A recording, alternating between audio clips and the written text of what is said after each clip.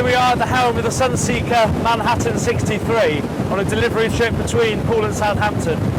It's not that testing today, but we've been doing 27 knots the whole time, and the IPS 1200 engines just seem to be barely over tick over. It's very quiet, it's very refined. The only issue is, as you might be able to tell from my billowing hair, is the buffeting you get because the windscreen doesn't seem to protect the helmsman that well.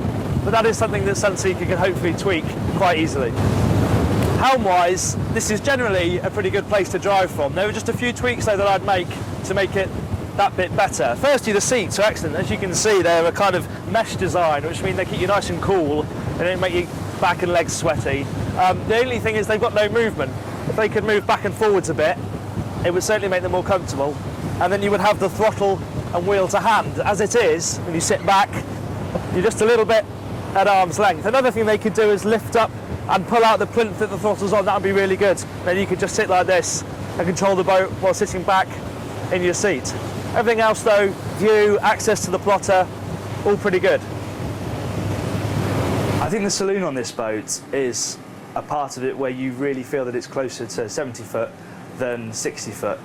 The split saloon really helps that feeling in that you've got this nice social area down here, comfortable seating, big windows, there's loads of light, it's close to the cockpit. You've got this neat little coffee table system here where this tray comes out which you can then move around the boat. But then if you move forward, then there's a more formal eating area. So then forward, away from the kind of socialising area, you've got this more formal dining table. It's not completely freestanding, obviously there's a bench the other side, but you have got freestanding chairs. It's right next to the galley, and of course there's then the side door so that crew can get around the bow and back down to the crew cabin without walking through the saloon and disturbing the guests. I really like this lower helm. I think Sunseeker have done a really good job. The chair is adjustable electronically, the Bezzoni chair really comfortable. You can just about reach the throttles and the wheel at the same time. The plotters are right in front of you, exactly where you want them. And then to the left there's a really nice chart table area with a good handhold and a proper perspex cover for a navigator to read a chart. There are some issues, however. Visibility isn't great. There are some big chunky mullions in between this big slanted piece of glass that makes up the windscreen, and looking aft I think you're going to be asking crew to be looking astern for you all the time because the view isn't great. The master cabin feels like a big boat's cabin. You've got a huge bed, loads and loads of headroom, plenty of space on the floor to walk around and get changed. There's a nice sofa behind me, and then of course the enormous windows which are so close to the water you may as well be in the sea. They're really, really good and let in loads of light.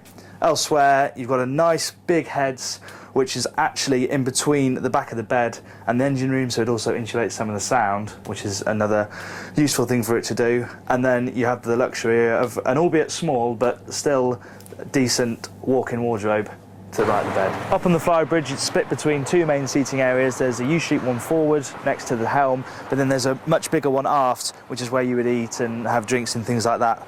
The only slight letdown up here is the cheap looking plastic table. A teak one would suit the boat's character a lot better. Now we don't usually get too excited about the transom of a boat, but behind this glass is one of the most impressive crew cabins that we've seen on any boat of this size.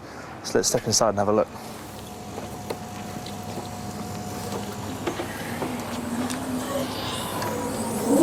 Okay, so here we are inside, and one of the reasons why it's so good, as I mentioned on the outside, is this glass up here. It lets so much light in, and although it's a small space, that really helps in making it feel a lot bigger than it is. And it actually isn't that pokey anyway. There's over 6 foot of headroom, you've got a bit of floor space here, 2 berths obviously, and then your own separate bathroom as well.